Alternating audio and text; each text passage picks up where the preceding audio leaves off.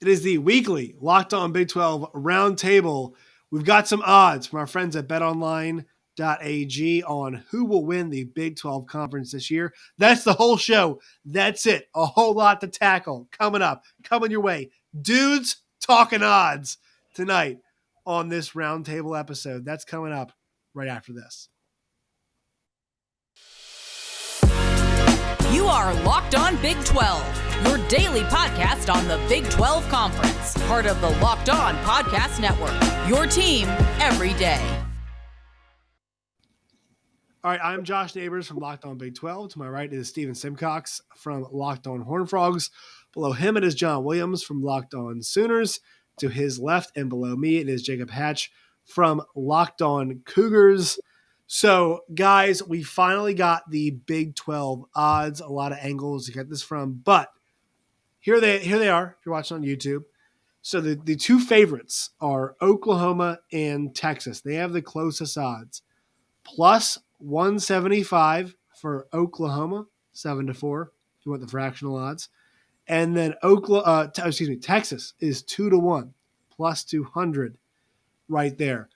I saw these, so we're going to break them up. We're going to go from the top tier to the middle tier to the bottom tier. But I see these odds. I see OU up top. I see Texas in second. John, I'll go to you first. I think they're correct. I think Oklahoma should be a slight favorite over the Texas Longhorns. Yeah, I think a slight favorite over whoever you'd want to put at number 2, whether it's Baylor or Oklahoma State. It seems like the national narrative is that Oklahoma is the favorite to win the Big 12. That's been the case in years past. I mean, it was the case last year. It didn't turn out that way. I think it's going to be a lot closer conference than maybe a lot of people think it's going to be. I'm not sure if Texas is a 2-1, right there in second. I would put them a little bit closer to where Baylor's at. But I think Oklahoma probably should be there. And it's interesting, like 4 or 5 months ago, we were wondering, is this the death of Oklahoma? Like, are they going to, fall off all of a sudden? And here we are right back, right where they were a year ago as the favorite to win the conference, a contender for a college football playoff berth. But again, it's going to come down to, can they win the games to get them into the Big 12 championship game and then avoid the 2-loss season that'll keep them out of a college football playoff? Steven, I think these odds are correct. I think Texas should be 2-1 because they are the most talented team in the conference, especially on offense. They should hold that title. So, but I do think Oklahoma, in terms of coaching, in terms of players they bring in, and distinguishment, deserves, for their track record to be the favorite. So, where do you sit on how these titles, or these odds, I should say, are currently at for the title? Man, you guys are like going to get me in trouble with my people, with my Horned Frog people here. I'm just sitting here like I'm okay with OU being the favorite. I don't have a problem with it. I think Brett Venables obviously brings a new energy, a new identity there. But, I mean, my first thought when I saw this, I get Texas's talent, and we talk about it every year. And I was the one that was defending Quinn Ewers when all you guys were against capitalism earlier in the offseason. And I know they beefed up their offensive line, but like, why? Why is it different now? Why is it different now? They've always done this. They've always won the offseason.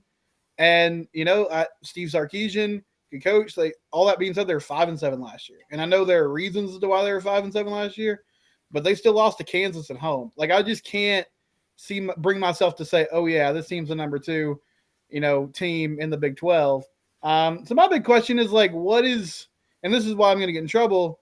Like, what did Baylor really lose from that team last year? Now, Gary Bohannon has transferred. Their quarterback, their running back, their 2 best defensive players. Yeah, but that coaching staff is still intact. You said yourself, Josh, like you watched Gary Bohannon in that Sugar Bowl, and everybody was saying, totally, hey, you got to make a change. I think Jeff Grimes is, smart enough to protect Blake Shapen. And I'll say this, like, yeah, the quarterback's a question mark. But what team in the conference is there not a question mark at QB? I mean, Texas has to do with a lot of talent. We've never seen them play at the college level. OU has a guy that, put up great numbers at UCF. No disrespect to that program. I think it's going to be a little different in the Big 12. Spencer Sanders has been inconsistent.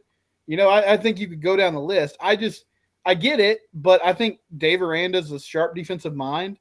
And even with some of the drop off, I would have them right behind OU because All right. I feel I like have to Texas has cut you off. prove it. Okay, so I'm going to ask you a question, Steven. Who is the most talented quarterback in the entire conference? Talent. Talent-wise? Yes. I mean, I guess Quinn Ewers. I didn't stop down All and right, watch South Carolina every week. Who's the most talented wide receiver? Xavier Worthy. Okay, who's the most talented running back? What was their record last year, Josh? No, hold on. I'm asking. Okay, but John Robinson and Xavier Worthy were there last year. What was their record, Josh? Quinn Ewers wasn't, and also the guys behind them are all 4 and 5 stars. So like this team is actually different than last year's. When have we ever talked about Texas having a recruiting problem? When have they not had 4 and 5 star players? But Steve Sarkisian is not Tom Herman at all. He's not, or is he? He's not.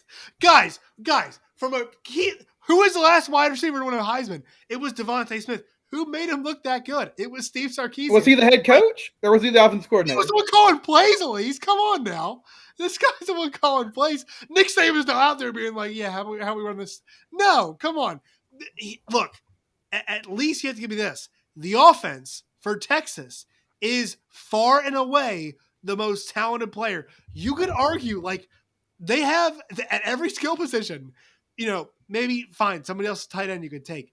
But, like, they've got the most talent at every skill position on offense. Sure, the offensive line needs work. Sure, their defense needs work. But in a conference where the two teams that were in the Big 12 title game are losing so much, you cannot argue. Like, the two favorites are clear. It's Texas and OU. Those two teams. You think it's unfair for me to have a question about a guy that's never thrown a collegiate pass, even if he's a 5-star quarterback? He's one of the highest rated recruits ever. He was behind C.J. Stroud.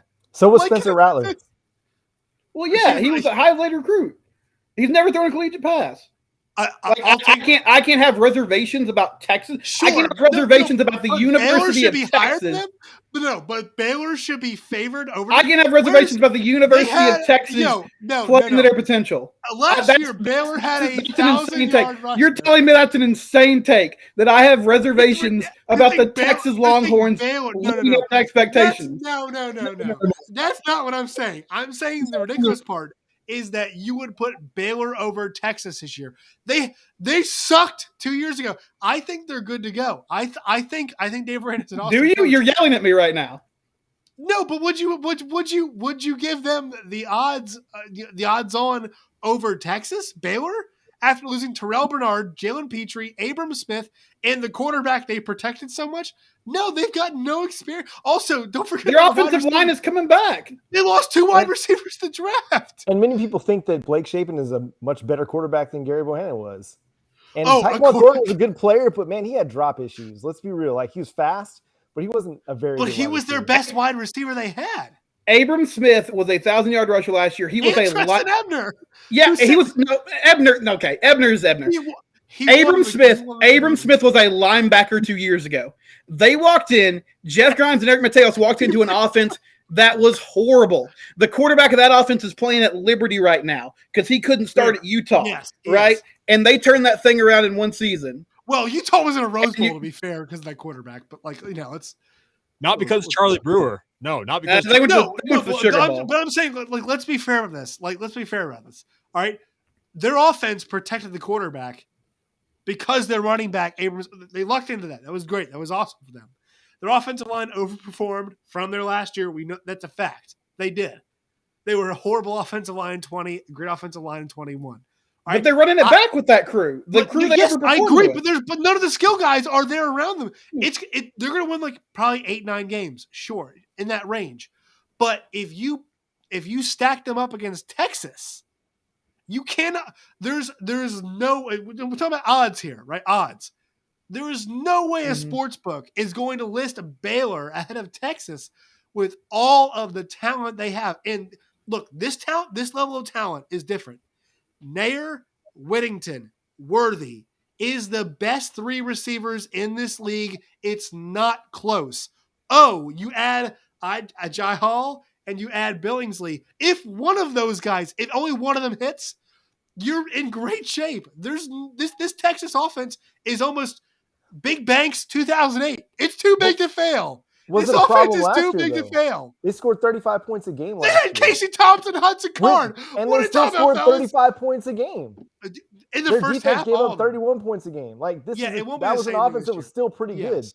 Is the defense going to be that much better to get them 5 wins better than what they were last year? Yes, they were leading Baylor. They were leading Iowa State. They were leading against OU. They were leading. I mean, they were beating all the teams they lost to. They were beating. If they flip, so what was the record last year? 5-7. 5-7. They didn't make a bowl game. No, they did not. I think that's an important thing to say. And they lost to Kansas, though. It's totally fine. Yes. Okay. They All right. lost to the All right. So Kansas this State year. Hawks. All right, so this year, do you think they beat Kansas? Probably. Yeah. All right. So let's just flip that KU game around. All right. The rest of those against the top level of the conference. All right. If they win 3 of those games, they're basically at 9 wins. And it's I'm not tossing out some ridiculous hypothetical here. Be like they flipped 3 of them. They were winning all of them. They were winning all of those games. And now they're like, here's the thing, guys. We saw Hudson Card and Case Thompson throughout the season. Those guys were not good enough. They weren't. Steve Sarkisian was like very, very, very explicit about that, saying, well, you know, we're not even sure who our quarterback is going into the season. That was all year long. Like, if Quinn Ewers is 75% of the player that we think he could be, this thing goes well. Also, what do you want to give a guy like that? All the weapons in the world. All of them. Okay, Josh, can I weigh in with one thing here? Go ahead. Sorry, Jake. I have not. Yeah, No, I've been bad. There are some connections to BYU here. Steve Sarkisian is a legend in Provo. He led BYU to a 14-1 record as their starting quarterback in 1996. But as a head coach in college football, his records 5-7, 7-6, 7-6, 7-6, 8-4, 9-4, 3-2, 5-7. He has never won double-digit games with USC as one of the programs he was a head coach of. Also, the University of Washington. I love Sark. I truly do. But his track record indicates that he will get less from more. There you go. Wow. Well, you know, I'm not normally a pro Texas. I mean, you know, Locked On Big 12 host here. I mean, I don't wish any goodwill towards OU or Texas on the way out. But like, I'm telling you guys, I think OU and Texas as the 2 favorites. I mean, it's got to be there. They have to be 1 and 2. I'm not surprised that they are 1-2. Let me be upfront about that. Texas, they have underachieved for well over a decade at this point. I know they have all the weapons in the world, but I just have this inkling that somehow, some way, Texas's back is going to bite them in the rear end again. And okay, so there's Texas's back. Like Sam Ehlinger's throwing the football, right? I mean, the kid they have at quarterback, guys, Quinn Ewers, is not Sam Ehlinger. He's not Hudson Card. Also, guys, anybody there, I've heard a lot of this. It's like, it could be Hudson Card. They're just doing it so they have a decent backup. It's Quinn Ewers. You don't bring a kid in like that unless he's starting. My whole point is that level of talent, sure, when we do this weekly thing, when they get curb stomped by Bama, you guys will say, oh, you sure this Texas team going to win 9-10 games? And I'll come back to you guys, and I'm going to pound the over, all right? Another sportsbook, which we won't name, listed the Texas over-under at 8.5 games. I am pounding that over. There are not, I will repeat this again, like 8 teams this conference that are better than them. This year is going to be different for them because it has to be. For Sark, it has to. For the quarterback, it has to. For the guys behind him, it has to. Like it's going to be different this year, guys. I'm just telling you all. All right, this is not Tom Herman's or Charlie Strong's Texas. This is different. It's so much different. I mean, Tom Herman was considered a pretty good coach when he went from Houston to Texas. Well, I mean, he never coached anybody up though. The guy just came in the room and yelled.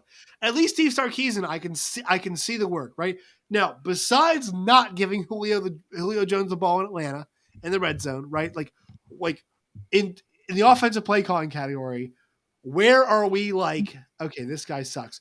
The first play of OU Texas, I'm pretty sure was just a screen pass to Xavier Worthy, which he took like 70 yards. Yeah, right? Xavier Worthy is a fantastic player. I have nightmares about that dude.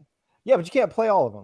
Like, you're only going to play 3 or 4 guys at a time. They're not going to go 5 Bijan wide. Robinson, Xavier Worthy, You know what I'm saying? Yes. Jai Hall, Yes. Jaleel Billingsley, Jordan Whittington, Roshan Johnson. You can like, name all the wide receivers you want. They're not going to play 7 wide receivers.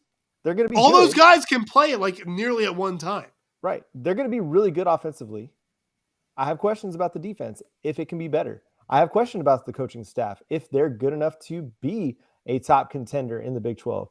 Are they going to be better? Absolutely. I don't expect them to win 5 games again in 2022, but I don't expect them to make a 5-6 game jump this year. I just don't expect Why am that. I fist fighting for Texas here? What is happening? I have no idea. But I kind of agree with Steven about Baylor. I think they're being undersold a little bit. And yes, they did lose some big pieces on their team, especially Jalen Petrie and Terrell Bernard. But those are just 2 guys on your defense. I mean, and they lost some other guys too, safety, cornerback as well. Their quarterback is gone. You said I like Blake Shapen. Where's Where's the running back behind him? Who's he throwing to? Okay. Yeah. Yet again, I have a BYU connection here. Jeff Grimes, he was the offensive coordinator at BYU. There were huge question marks going into Zach Wilson's junior season, the one that he broke out in, about who was going to play running back for BYU in that season. Guess who emerged that year? Tyler Allgeier. Yeah. And guess what? The year before, he had played linebacker for BYU. Jeff Grimes, he is a great coach. He will find an answer. I guarantee he will find something for Baylor. I think Baylor's being undersold. Maybe I wouldn't have them overtaking Texas at number 2, but they've got to be number 3 in my mind. All right, so we'll move on here. We'll get a word from our sponsors. Today's show is brought to you all by Built Bar. Go to built.com today. It's built.com. Use the promo code LOCKED15, LOCKED15, LOCKED15. You guys can get 15% off on your first purchase. They got all kinds of flavors. They always have new flavors coming out as well, and they're much healthier for you all. They taste like candy bars, much healthier than candy bars are. Once again, promo code LOCKED15 at built.com today. All right, so we have to go down the list here. As this was a fun, spirited conversation. 1 on 3, don't mind it. I'll Luka Doncic. I'll take on all comers. I feel like we made an episode of PTI all of a sudden. We need Tony Reality to moderate this. So there is Oklahoma State 5-1. Baylor is 7.5-1 plus 750. Iowa State 12-1. TCU is 14-1. Okay, so out of the middle tier, all right, Steven, I'll go to you first. It sounds like out of that middle tier, you like Baylor the most out of that group. Yeah, I do. I mean, everybody has kind of their own set of question marks. I was actually a little surprised that some of the teams that TCU was ahead of, just because they've struggled, even though I get it. Like, I think there's some, I guess, respect for Sonny Dykes and the offenses he's built at different stops. But they really struggled against like Kansas State and West Virginia. Actually, Chris Kleiman and Neil Brown are 6-0 against the Frogs since they took over. So that'll be a little bit of a jump for them. Oklahoma State, I think there's so much to replace on the defense side of the ball. And then pairing that with, I don't really know. I mean, the identity is sort of shifted for them. And I would love to say like Mike Gundy and company could get that offense rolling. But last year, it just never really came together. And then Iowa State replacing Brock Purdy and Breece Hall. I like Baylor. I think the coaching staff being, it sounds funny to say they're solidified when it's really the third year of Dave Aranda and the second year, honestly, where the staff has kind of been together. But I think there is potential to sort of carry over the continuity from last season, even with the pieces that are missing from last year. Jake, I'm going to you on this. It's so funny because I thought about this earlier. There's, in this weird way, Baylor feels more solid than Oklahoma State. Now, it's not a knock on Mike Gundy, but like, think about it like this. Gundy's been there forever, right? So it should be this solid entity. But in a way, I agree with Steven, like in the midfield, Baylor does feel like more of a solid bet. And I think that speaks to Dave Aranda and what he's created there. Like they're just this, I trust it in some way. And let's also acknowledge the fact that Baylor, it's really 1 year, because Aranda went from worst to first practically. And that's the crazy thing about this. But I'm with you. It seems like the bedrock, the foundation that he laid with Baylor, it's built to just kind of just keep rolling here. And that's a good sign if you're a Baylor fan. But we cannot just throw Oklahoma State to the side. Because as you said, Mike Gundy, he's been around for a long time. He knows how to coach good football. I wish Linda was here to back me up on this a little bit, because the the situation at Oklahoma State is annually that team seems to always get undersold in a way. And there are times they have sunk, but many times Mike Gundy seems to find a way to overachieve. John, so your thoughts on the midfield, any team? I mean, I've heard some Iowa State buzz, in this kind of midfield range, just because it's like this is right where Matt Campbell wants all of us to be. Where's your attention drawn to?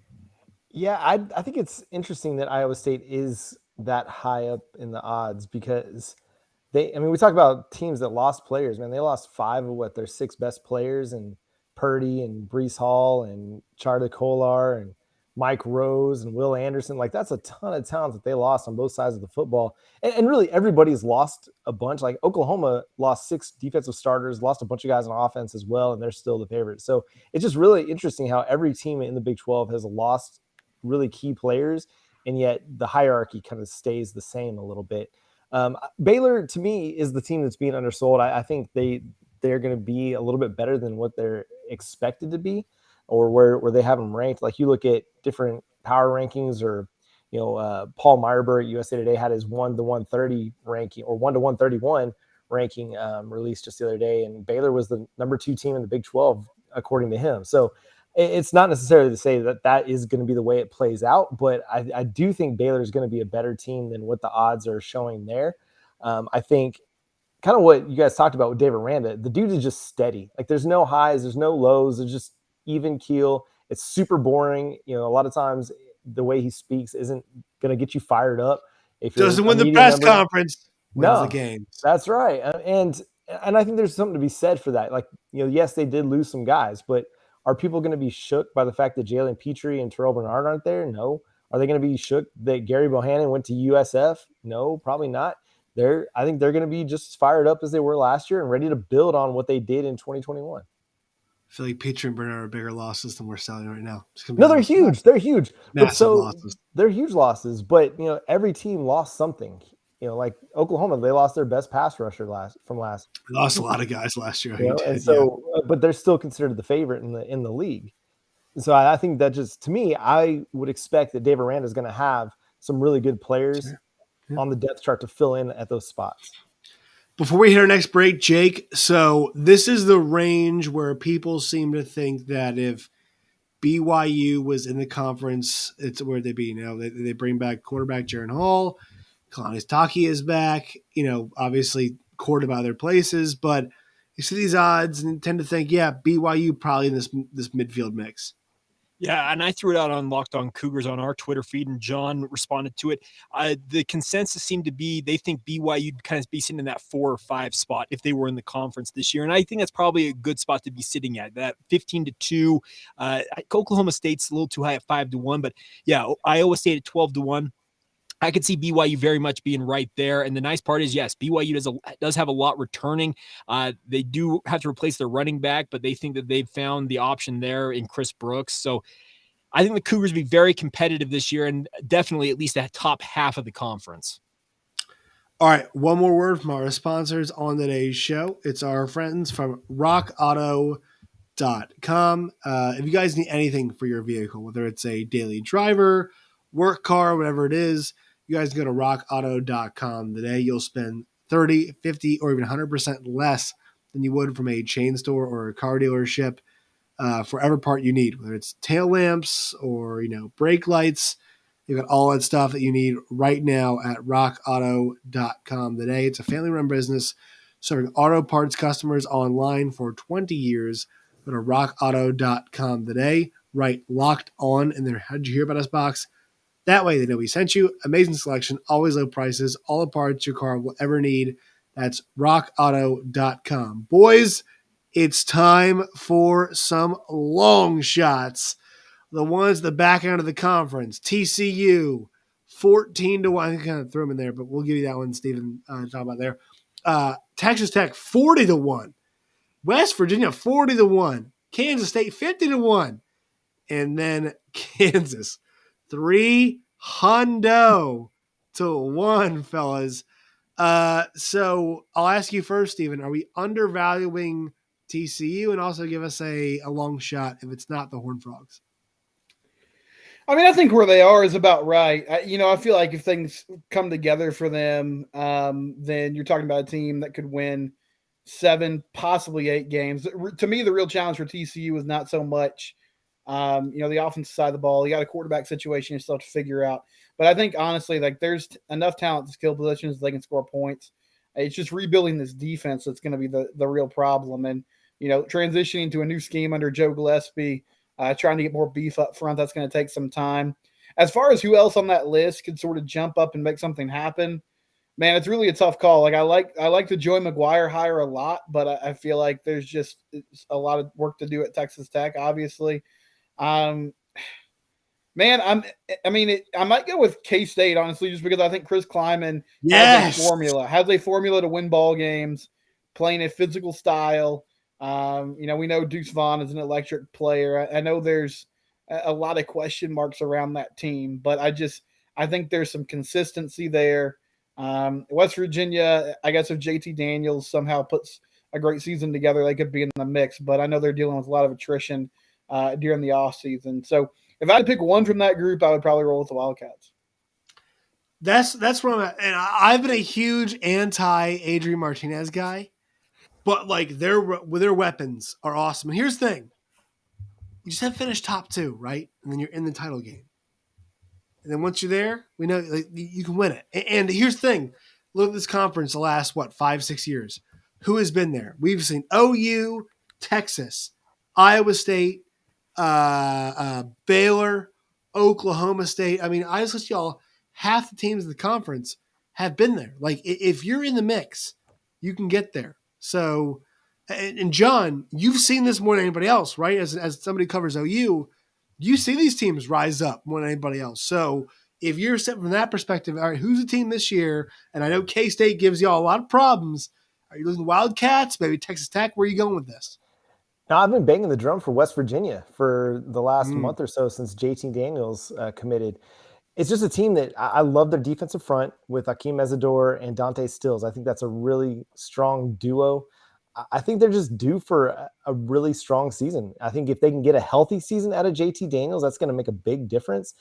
And then really a lot of it rests on that. The dude just hasn't been able to stay healthy in his college career, and it's unfortunate, but hopefully this is the year for him to have that.